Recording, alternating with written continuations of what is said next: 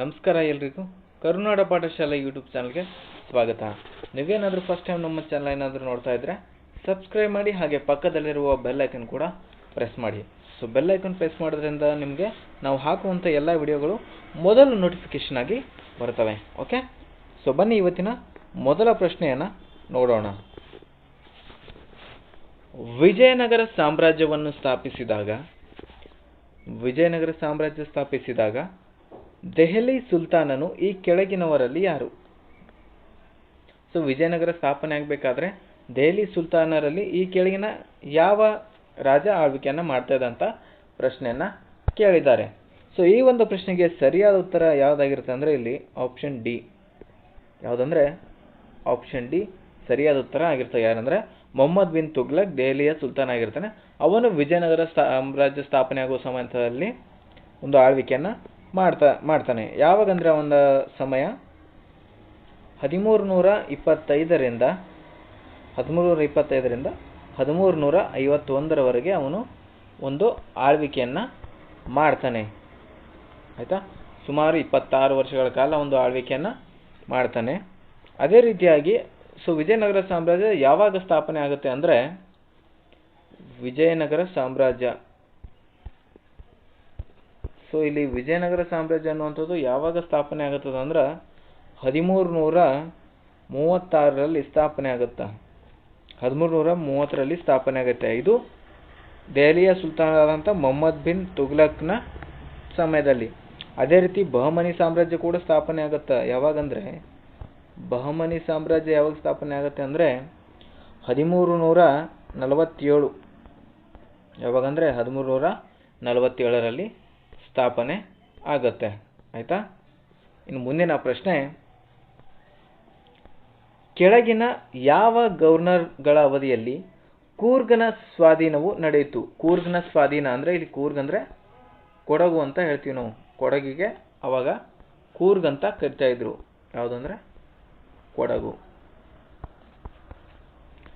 So ಕೆಳಗಿನ ಯಾವ governor ಅವಧಿಯಲ್ಲಿ ಕೊಡಗು ಸ್ವಾಧೀನ ನಡೆಯುತ್ತಂತ ಪ್ರಶ್ನೆನ ಕೇಳಿದ್ದಾರೆ.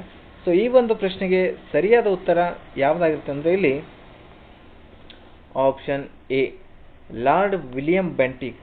ಸೊ ಲಾರ್ಡ್ ವಿಲಿಯಂ ಬೆಂಟಿಕ್ ಅನ್ನುವಂಥದ್ದು ಸರಿಯಾದ ಉತ್ತರ ಆಗಿರ್ತದೆ.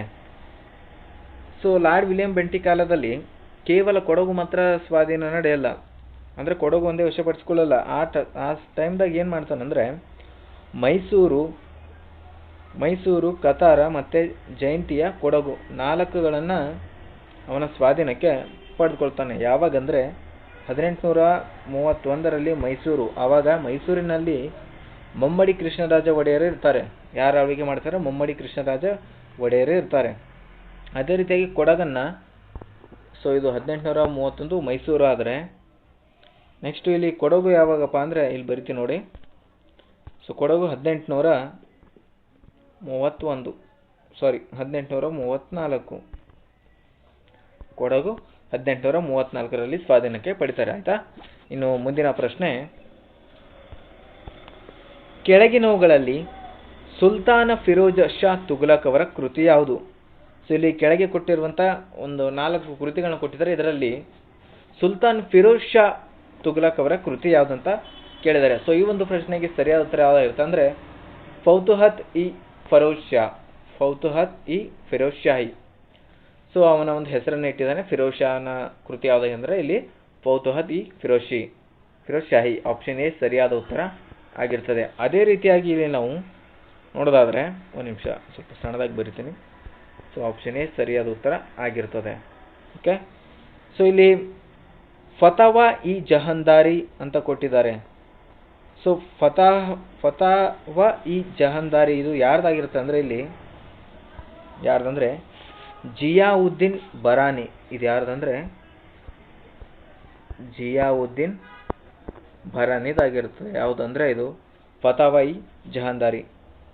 ಅದೇ ರೀತಿಯಾಗಿ ತಾರಿಕ್ E Firoz Shahi option C ಏನಿದೆಯಲ್ಲ ಇದು ಯಾರ್ದಾಗಿರುತ್ತೆ ಅಂದರೆ ಇಲ್ಲಿ ಶಮ್ಸ್ ಎ ಸಿರಾಜ್. ಯಾರ್ದಂದರೆ ಇದು ಕೂಡ ಶಮ್ಸ್ ಎ ಸಿರಾಜ್ ಆಗಿರ್ತದೆ.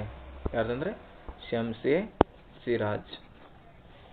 ಅದೇ ರೀತಿಯಾಗಿ ಇಲ್ಲಿ ಕೊನೆಯದಾಗಿರುವಂಥ ತುಘಲಕ್ ನಾಮ. ಸೊ ತುಘಲಕ್ ನಾಮ ಅನ್ನೋದು ಎಲ್ಲರಿಗೂ ಆಲ್ಮೋಸ್ಟ್ ಪಾಪ್ಯುಲರ್ ಅದನ್ನ ಗೊತ್ತಿರುತ್ತೆ. ಇದು ಯಾರ್ದಂದರೆ ಅಮೀರ್ ಖುಸ್ರೋ. ಸೊ ನೀವು ಕ್ಲಾಸ್ನ ಯಾರಾದರೂ ಸ್ಕಿಪ್ ಮಾಡಿ ನೋಡಿದ್ರೆ ನಿಮ್ಗೆ ಗೊತ್ತಾಗಲ್ಲ, ಯಾಕಂದ್ರೆ ನಾನು ಯಾವ ಟೈಮಲ್ಲಿ ಏನು ಬರಿತೀನಿ ಅಂತ. ಸೊ ಅದಕ್ಕೋಸ್ಕರ ದಯವಿಟ್ಟು ವಿಡಿಯೋನ ಸ್ಕಿಪ್ ಮಾಡದೆ ಕಂಪ್ಲೀಟಾಗಿ ನೋಡಿ, ಆಯಿತಾ. ಇನ್ನು ಮುಂದಿನ ಪ್ರಶ್ನೆ, ಮೂಲಭೂತ ಹಕ್ಕುಗಳಿಗೆ, ಇವಾಗ ಸಂವಿಧಾನ ಬಗ್ಗೆ ಪ್ರಶ್ನೆ ಮತ್ತು ಅಂದರೆ ಮಿಕ್ಸ್ ಇದೆ, ಸಂವಿಧಾನ ಮತ್ತು ಇತಿಹಾಸ ಸಂಬಂಧಪಟ್ಟಂತೆ ಪ್ರಶ್ನೆಗಳು ಇದ್ದಾವೆ. ಮೂಲಭೂತ ಹಕ್ಕುಗಳಿಗೆ ಸಂಬಂಧಿಸಿದಂತೆ ಈ ಕೆಳಗಿನ ಯಾವ ಹೇಳಿಕೆ ಸರಿಯಾಗಿದೆ? ಸೊ ಮೂಲಭೂತ ಹಕ್ಕುಗಳಿಗೆ ಸಂಬಂಧಿಸಿದಂತೆ ಯಾವ ಹೇಳಿಕೆ ಸರಿ ಅಂತ ಪ್ರಶ್ನೆಯನ್ನು ಕೇಳಿದ್ದಾರೆ. ಹೇಳಿಕೆಗಳು ಈ ರೀತಿಯಾಗಿವೆ. 1942ರ ಕ್ರಿಪ್ಸ್ ಮಿಷನ್ ಮೂಲಭೂತ ಹಕ್ಕುಗಳನ್ನು ಒಳಗೊಂಡಿತ್ತು. ಕ್ರಿಪ್ಸ್ ಮಿಷನ್ ಮೂಲಭೂತ ಹಕ್ಕುಗಳನ್ನು ಒಳಗೊಂಡಿತ್ತಂತಿದೆ. 1940ರ ಆಗಸ್ಟ್ ಆಫರ್ ಮೂಲಭೂತ ಹಕ್ಕುಗಳನ್ನು ಒಳಗೊಂಡಿತ್ತು. 1928ರ ನೆಹರು ವರದಿಯ ಮೂಲಭೂತ ಹಕ್ಕುಗಳನ್ನು ಒಳಗೊಂಡಿತ್ತು. ಅಥವಾ ಭಾರತ ಸರ್ಕಾರದ 1935 ಮೂಲಭೂತ ಹಕ್ಕುಗಳನ್ನು ಉಲ್ಲೇಖಿಸುತ್ತೆ. ಸೊ ಇವುಗಳಲ್ಲಿ ಯಾವುದು ಸರಿಯಾದ ಉತ್ತರ ಆಗಿರ್ತದೆ ಅಂದರೆ ಇಲ್ಲಿ ಆಪ್ಷನ್ ಸಿ. ಯಾವುದಂದರೆ ಆಪ್ಷನ್ ಸಿ ಸರಿಯಾದ ಉತ್ತರ ಆಗಿರುತ್ತೆ. ಸೊ 1928ರ ನೆಹರು ವರದಿಯು ಮೂಲಭೂತ ಹಕ್ಕುಗಳನ್ನು ಒಳಗೊಂಡಿರ್ತದೆ. ಅದೇ ರೀತಿಯಾಗಿ ಮೂಲಭೂತ ಹಕ್ಕುಗಳು ಯಾವಾಗ ಬರ್ತಾವಂದರೆ 1895. ಯಾವಾಗಂದರೆ 1895 ಸ್ವರಾಜ್ ಬಿಲ್ ಅಂತ ಹೇಳ್ತೀವಿ ನಾವು. ಸೊ ಸ್ವರಾಜ್ ಬಿಲ್ ಅವಾಗ ಆ ಒಂದು ಕಾಲದಲ್ಲಿ ಮೂಲಭೂತ ಹಕ್ಕುಗಳು ಬರ್ತವೆ. ಓಕೆ. ಸೊ ಮೂಲಭೂತ ಹಕ್ಕುಗಳನ್ನು ನಾವು ಕಡ್ಡಾಯವಾಗಿ ನಾವು ಅದನ್ನು ಪಾಲನೆ ಮಾಡಲೇಬೇಕಾಗುತ್ತೆ. ಅಥವಾ ಯಾರಾದರೂ ಮೂಲಭೂತ ಹಕ್ಕುಗಳ ಉಲ್ಲಂಘನೆ ಮಾಡಿದಾಗ ನಾವುಗಳನ್ನ ನ್ಯಾಯಾಲಯದಲ್ಲಿ ಪ್ರಶ್ನಿಸಬಹುದು, ಆಯಿತಾ. ಇನ್ನು ಮುಂದಿನ ಪ್ರಶ್ನೆ ಮತ್ತೆ ಇತಿಹಾಸದ ಬಗ್ಗೆ. ಚಂದಾವರ ಕದನವು 12ನೇ ಶತಮಾನದ ಕೊನೆಯ ದಶಕದಲ್ಲಿ ಈ ಕೆಳಗಿನ ಯಾವ ಆಡಳಿತಗಾರರ ನಡುವೆ ನಡೆಯಿತು? ಸೊ ಚಂದಾವರ ಕದನ ಅನ್ನುವಂಥದ್ದು 12ನೇ ಶತಮಾನದ ಕೊನೆಯ ದಶಕದಲ್ಲಿ ಈ ಕೆಳಗಿನ ಯಾವ ಆಡಳಿತಗಾರರ ನಡುವೆ ನಡೆಯಿತಂತ ಪ್ರಶ್ನೆಯನ್ನು ಕೇಳಿದ್ದಾರೆ. ಈ ಒಂದು ಪ್ರಶ್ನೆಗೆ ಸರಿಯಾದ ಉತ್ತರ ಯಾವುದಾಗಿರುತ್ತೆ ಅಂದರೆ ಇಲ್ಲಿ ಮೊಹಮ್ಮದ್ ಗೋರಿ ಮತ್ತು ಜಯಚಂದ್ರನ ನಡುವೆ ನಡೀತದೆ. ಸೊ ಯಾರ್ಯಾರ ನಡುವೆ ನಡೀತಾ ಅಂದರೆ ಚಂದಾವರ ಕದನ 12ನೇ ಶತಮಾನದ ಕೊನೆಯಲ್ಲಿ ನಡೀತಾ. ಯಾರ್ಯಾರ ನಡುವೆ ಅಂದರೆ ಮೊಹಮ್ಮದ್ ಗೋರಿ ಮತ್ತು ಜಯಚಂದ್ರನ ನಡುವೆ ನಡೀತದೆ. ಸೊ ಯಾವಾಗಂದರೆ 1193 ಯಾವಾಗ ನಡೀತದೆ ಅಂದರೆ 1193 ಅಂದರೆ 1193ರಿಂದ 94ರವರೆಗೆ ನಡೀತದೆ. ಓಕೆ. ಸೊ ಯಾರ್ಯಾರ ನಡುವೆ ಅಂದರೆ ಜಯಚಂದ್ರ ಮತ್ತು ಮೊಹಮ್ಮದ್ ಗೋರಿ ನಡುವೆ. ಓಕೆ. ಇನ್ನು ಮುಂದಿನ ಪ್ರಶ್ನೆ ಈ ರೀತಿಯಾಗಿದೆ. ಮುಂದಿನ ಪ್ರಶ್ನೆ, ಆರ್ಥಿಕ ತುರ್ತು ಪರಿಸ್ಥಿತಿಯ ಘೋಷಣೆ ಯಾವ ರೀತಿಯ ಬಹುಮತದ ಅಗತ್ಯವಿದೆ? ಸೊ ಆರ್ಥಿಕ ತುರ್ತು ಪರಿಸ್ಥಿತಿಯ ಒಂದು ಘೋಷಣೆ ಏನು ಮಾಡ್ತಾರಲ್ಲ ಅದಕ್ಕೆ ಯಾವ ರೀತಿಯ ಬಹುಮತದ ಅಗತ್ಯವಿದೆ ಅಂತ ಪ್ರಶ್ನೆನ ಕೇಳಿದ್ದಾರೆ. ಸೊ ಸಂವಿಧಾನ ರಿಲೇಟೆಡ್ ಕ್ವಶನ್ ಇದು. ಸೊ ಇದಕ್ಕೆ ಯಾವ ರೀತಿಯಾದಂಥ ಒಂದು ಬಹುಮತ ಬೇಕಾಗಿರುತ್ತೆ ಅಂದರೆ ಇಲ್ಲಿ ಸರಳ ಬಹುಮತ. ಸೊ ಸರಳ ಬಹುಮತ ಇದ್ದರೆ ಆರ್ಥಿಕ ತುರ್ತು ಪರಿಸ್ಥಿತಿಯನ್ನು ಘೋಷಣೆ ಮಾಡ್ತಾರೆ. ಆಪ್ಷನ್ ಎ ಸರಿಯಾದ ಉತ್ತರ ಆಗಿರ್ತದೆ. ಸೊ ಆರ್ಥಿಕ ತುರ್ತು ಪರಿಸ್ಥಿತಿ ಇದೊಂದು ನ್ಯಾಯಾಂಗ ವಿಮರ್ಶೆ ಹೌದು ಅಲ್ಲ ದಯವಿಟ್ಟು ಕಮೆಂಟ್ ಮಾಡಿ. ಯಾವುದಂದರೆ ಆರ್ಥಿಕ ತುರ್ತು ಪರಿಸ್ಥಿತಿ ಅನ್ನುವಂಥದ್ದು ಇದೊಂದು ನ್ಯಾಯಾಂಗ ವಿಮರ್ಶೆ.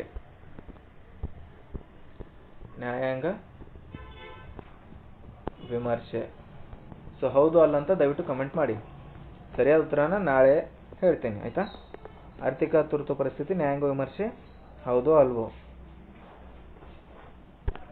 ಇನ್ನು ಮುಂದಿನ ಪ್ರಶ್ನೆ, ಸಂವಿಧಾನ ತಿದ್ದುಪಡಿ ವಿಧಾನವನ್ನು ಯಾವ ದೇಶದಿಂದ ತೆಗೆದುಕೊಳ್ಳಲಾಗಿದೆ? ಸೊ ಸಂವಿಧಾನವನ್ನು ತಿದ್ದುಪಡಿ ಮಾಡಬಹುದು ಅನ್ನುವಂಥದ್ದು ಒಂದು ವಿಧಾನವನ್ನು ನಾವು ಯಾವ ದೇಶದಿಂದ ಎರವಲು ಪಡೆದಿದ್ದೇವೆ ಅಂತ ಪ್ರಶ್ನೆಯನ್ನು ಕೇಳಿದ್ದಾರೆ. ಈ ಒಂದು ಪ್ರಶ್ನೆಗೆ ಸರಿಯಾದ ಉತ್ತರ ಇಲ್ಲಿ ಯಾವುದಾಗಿರುತ್ತೆ ಅಂದರೆ ಆಪ್ಷನ್ ಸಿ ದಕ್ಷಿಣ ಆಫ್ರಿಕಾ ಸರಿಯಾದ ಉತ್ತರ ಆಗಿರ್ತದೆ. ಯಾವುದಂದರೆ ದಕ್ಷಿಣ ಆಫ್ರಿಕಾ. ಸೊ ದಕ್ಷಿಣ ಆಫ್ರಿಕಾದ ಸಂವಿಧಾನ ಯಾವ ರೀತಿ ಇದೆ ಅಂದರೆ ಇದೊಂದು ಅರೆ ಸಂಯುಕ್ತ ಸ್ವರೂಪದ ಸಂವಿಧಾನ. ಯಾವುದಂದರೆ ದಕ್ಷಿಣ ಆಫ್ರಿಕಾದ ಸಂವಿಧಾನ ಅರೆ ಸಂಯುಕ್ತ ರೂಪದ ಸಂವಿಧಾನ ಆಗಿರ್ತದೆ. ಇನ್ನು ಮುಂದಿನ ಪ್ರಶ್ನೆ ಈ ರೀತಿ ಇದೆ.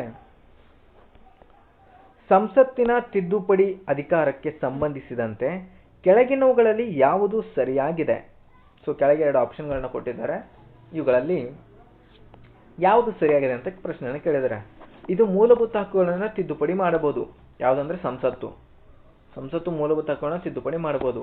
ಇದು ಸಂವಿಧಾನದ ಮೂಲ ರಚನೆಯನ್ನು ತಿದ್ದುಪಡಿ ಮಾಡಬಹುದು. ಇಲ್ಲ, ಈ ರೀತಿ ಮಾಡಕ್ಕೆ ಬರಲ್ಲ.